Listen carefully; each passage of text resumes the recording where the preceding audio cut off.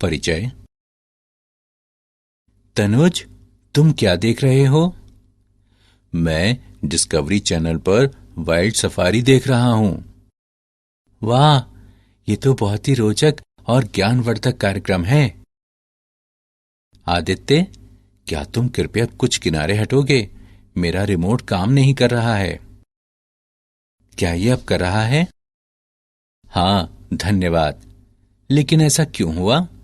जब तुम रिमोट के सामने आ गए तो इसने काम क्यों नहीं किया? क्या तुम्हें पता नहीं कि अवरक्त किरणें यानी इंफ्रारेड रेज शरीर से होकर नहीं गुजर सकती? अवरक्त किरणें ये क्या होती हैं? जब हम टीवी रिमोट का बटन दबाते हैं तो ये एक अवरक्त तरंग उत्सर्जित करता है जो टेलीविजन के सेंसर तक जाती है। जब कोई वस्तु रिमोट के सामने आ जाती है तो तरंग उस वस्तु को भेद नहीं पाती, इसलिए रिमोट काम नहीं करेगा यदि इसके मार्ग में कोई वस्तु आ जाए।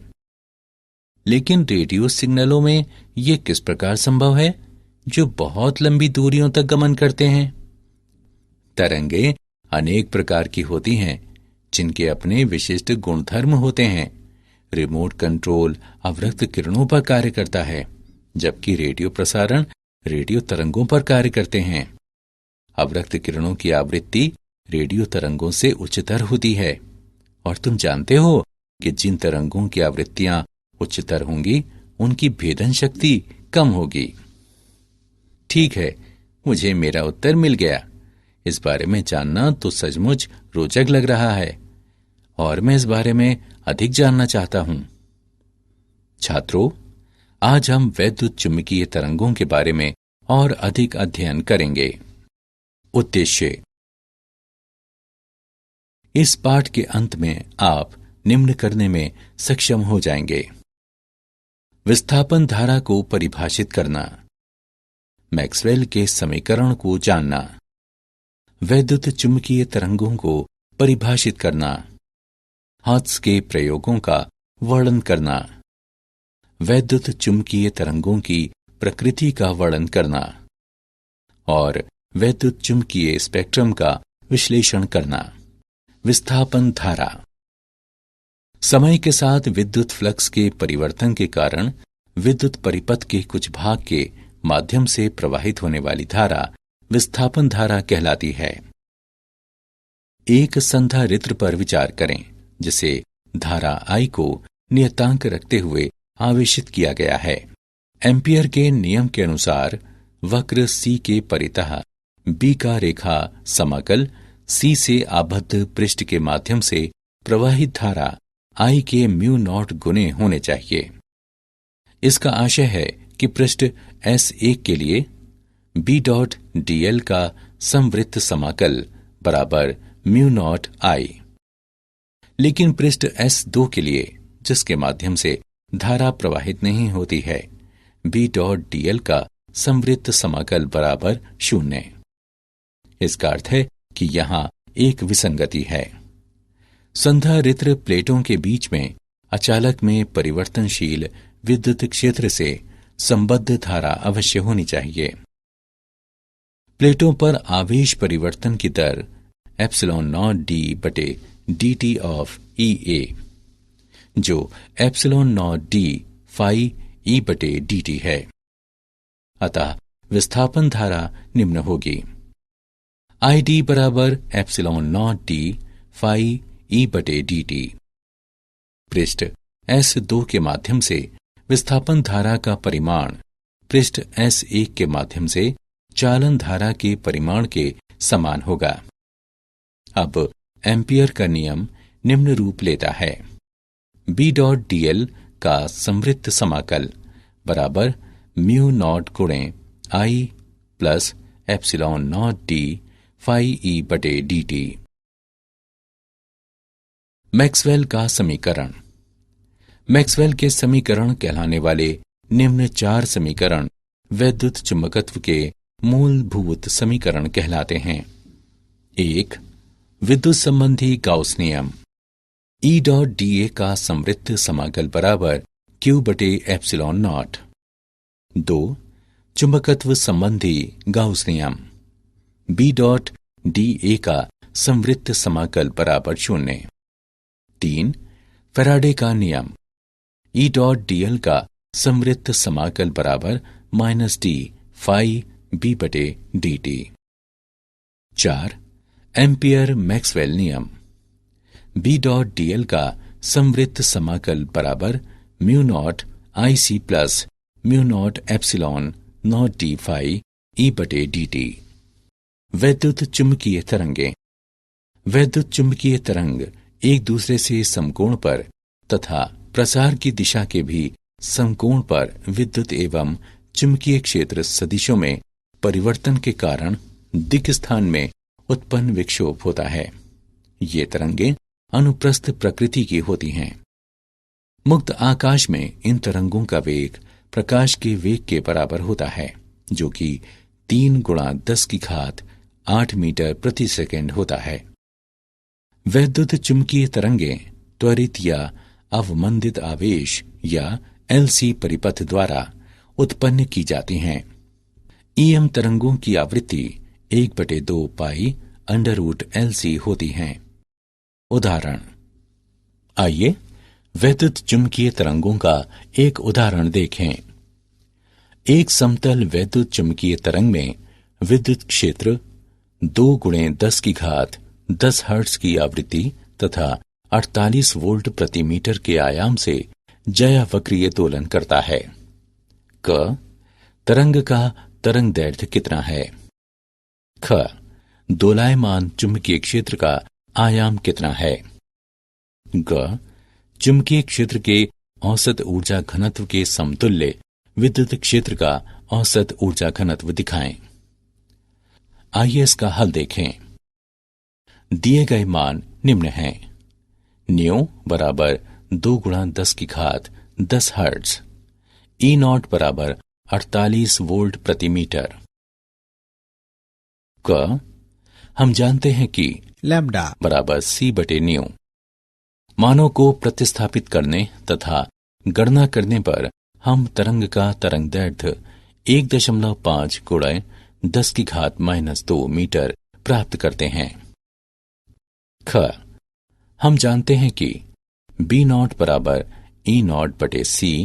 मानों को प्रतिस्थापित करने तथा गणना करने पर हम चुंबकीय क्षेत्र का आयाम 1.6 गुणे 10 की घात -7 टेस्ला प्राप्त करते हैं। ग विद्युत क्षेत्र का ऊर्जा घनत्व 1/एप्सिलॉन ई वर्ग है। चुंबकीय क्षेत्र का ऊर्जा घनत्व 1/2 म्यू नॉट बी वर्ग है। हम जानते हैं कि E बराबर CB तथा C बराबर 1/√ म्यू नॉट एप्सिलॉन नॉट। उपरोक्त दोनों समीकरणों को हल करने पर हम विद्युत क्षेत्र का औसत ऊर्जा घनत्व चुंबकीय क्षेत्र के औसत ऊर्जा घनत्व के समतुल्य प्राप्त करते हैं। हर्ट्ज का प्रयोग। हर्ट्ज के प्रयोग।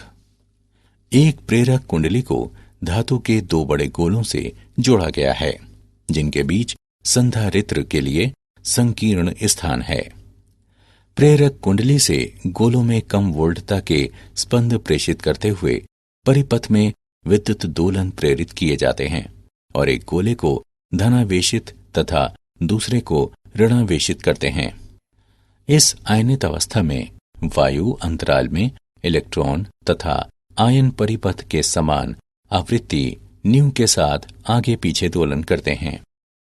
इस प्रक्रिया के परिणाम स्वरूप न्यू आवृत्ति की वैद्युत चुंबकीय तरंगें उत्पन्न होती हैं।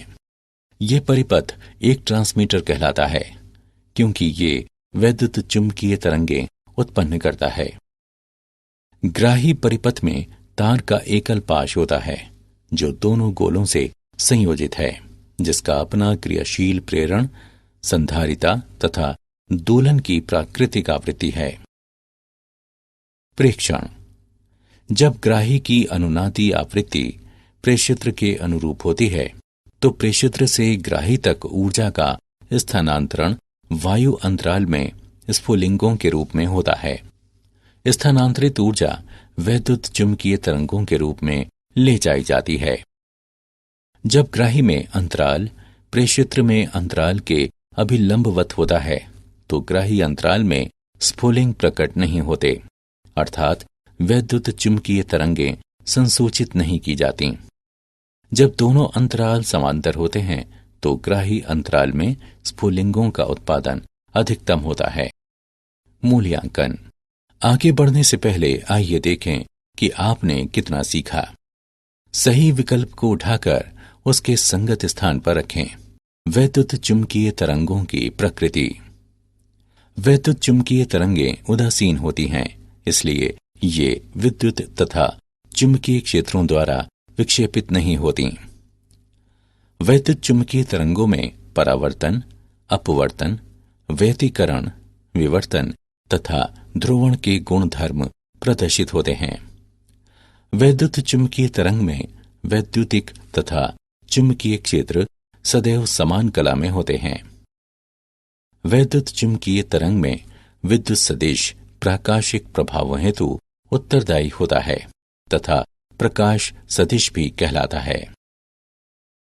वैद्युत चुंबकीय तरंग में तरंग संचरण की दिशा में ऊर्जा का प्रसार विद्युत तथा चुंबकीय क्षेत्र सदिशों के माध्यम से होता है।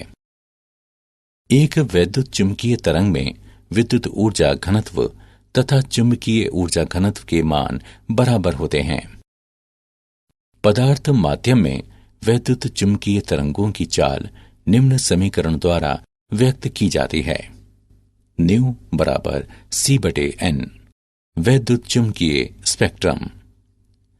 वैद्युत चुंबकीय तरंगों का वर्गीकरण वैद्युत चुंबकीय स्पेक्ट्रम की आवृत्ति के अनुसार किया जाता है।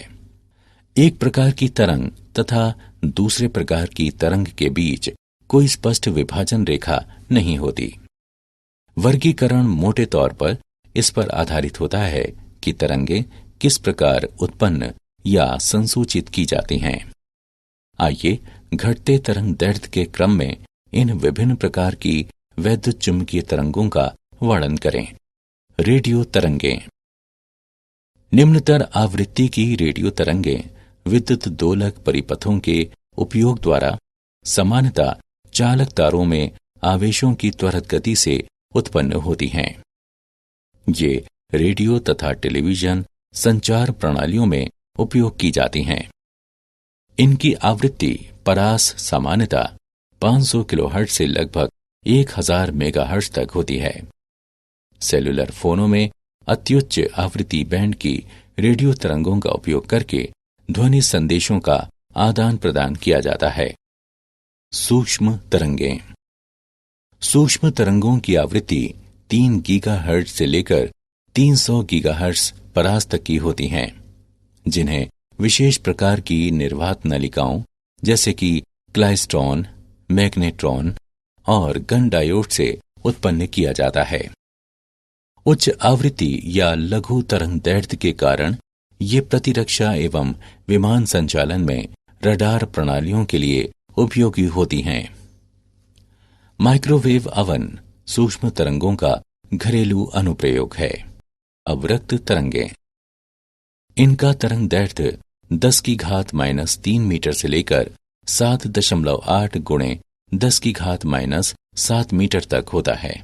ये तरंगें अणुओं तथा गर्म पिंडों से उत्पन्न होती हैं और कई बार ऊष्मा तरंगें भी कहलाती हैं। उद्योगों, औषधियों, खगोल विज्ञान आदि में इनके अनेक अनुप्रयोग हैं। अवरक्त विकिरण हरित गृह प्रभाव में भी एक महत्वपूर्ण भूमिका निभाता है। अवरक्त संसूचकों का उपयोग भू उपग्रहों में सैन्य प्रयोजनों से तथा फसलों की वृद्धि का प्रेक्षण करने के लिए किया जाता है। घरों में रिमोट स्विचों में अवरक्त तरंगों का व्यापक उपयोग किया जाता है। दृश्य तरंगें। ये ऐसी तरंग दैर्ध्य वाला संकीर्ण बैंड होता है जिसके प्रति हमारे रेटिना संवेदनशील होते हैं। इसकी परास लगभग 4 × 10⁻14 हर्ट्ज से लगभग 7 × 10⁻14 हर्ट्ज तक होती है। परमाणुओं और अणुओं के घटकों, विशेष रूप से इलेक्ट्रॉनों की गतियों में आंतरिक समायोजन के परिणाम स्वरूप उनके द्वारा प्रकाश उत्पन्न किया जाता है। प्रकाश द्वारा नेत्र पर उत्पन्न होने वाले विभिन्न संवेद रंग कहलाते हैं, जो वैद्युत चुंबकीय तरंगों की आवृत्ति या तरंग दैर्ध्य पर निर्भर होते हैं। विभिन्न जंतु विभिन्न परास के तरंग दैर्ध्य के प्रति संवेदी होते हैं। पराबैंगनी किरणें, इसमें 400 नैनोमीटर से लेकर लगभग 0.6 नैनोमीटर तक की तरंगें आती हैं। ये तरंगें परमाणुओं एवं अणुओं द्वारा वैद्युतिक विसर्जनों में उत्पन्न की जाती हैं। सूर्य पराबैंगनी विकिरण का एक अत्यंत शक्तिशाली स्रोत है और धूप ताम्रता के लिए यही कारक मुख्यतः उत्तरदायी है, लेकिन इसका अधिकांश भाग ओजोन परत द्वारा अवशोषित कर लिया जाता है। बड़ी मात्राओं में पराबैंगनी प्रकाश मानवों पर नुकसानदेह प्रभाव डालता है। वेल्डिंग आर्क द्वारा बड़ी मात्रा में पराबैंगनी विकिरण उत्पन्न होता है, जिससे अपनी आंखों को सुरक्षित रखने के लिए वेल्डर विशेष कांच के बने चश्मे पहनते हैं। यूवी किरणों का उपयोग नेत्र सर्जरी में किया जाता है तथा यूवी लैंप जल शोधकों में कीटाणुओं को मारने के लिए उपयोग किए जाते हैं। एक्स किरणें, एक्स किरणों का तरंग दैर्ध्य लगभग 10 नैनोमीटर से लेकर 10⁻⁻⁴ नैनोमीटर तक होता है। एक्स किरणें किसी धात्विक लक्ष्य पर उच्च ऊर्जा वाले इलेक्ट्रॉनों की बौछार कराते हुए उत्पन्न की जा सकती हैं। एक्स किरणें जिन पदार्थों से गुजरती हैं, उन्हें वियोजित या आयनित करते हुए उसके परमाणुओं और अणुओं को प्रभावित करती हैं। एक्स किरणें चिकित्सीय अनुप्रयोगों जैसे कि चिकित्सा में नैदानिक उपकरणों तथा कुछ प्रकार के कैंसरों के उपचार में उपयोग की जाती हैं। गामा किरणें, ये वैद्युत चुंबकीय तरंगें नाभिकीय अभिक्रियाओं से उत्पन्न होती हैं। गामा किरणें वैद्युत चुंबकीय स्पेक्ट्रम की ऊपरी आवृत्ति परास में आती हैं और इनका तरंग दैर्ध्य लगभग 10⁻⁻10 मीटर से लेकर 10⁻⁻14 मीटर तक होता है।